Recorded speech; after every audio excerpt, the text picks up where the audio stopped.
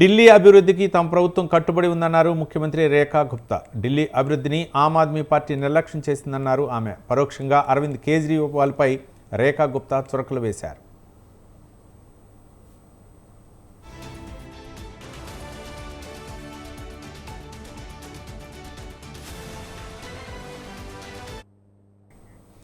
తాను శీష్ మహల్ ముఖ్యమంత్రిని కాదన్నారు ఢిల్లీ చీఫ్ మినిస్టర్ రేఖా గుప్తా. 10 ఏళ్ల పాటు అధికారంలో ఉన్న వ్యక్తి ఢిల్లీ అభివృద్ధిని ఏమాత్రం పట్టించుకోలేదన్నారు. శీష్ మహల్ను నిర్మించుకోవడంతోనే సంవత్సరాలు గడిపేశారని పరోక్షంగా కేజ్రీవాల్ను ఉద్దేశించి కామెంట్ చేశారు. దీంతో ఒక దశాబ్ద కాలం పాటు ఢిల్లీ అభివృద్ధికి నోచుకోలేదన్నారు రేఖా గుప్తా.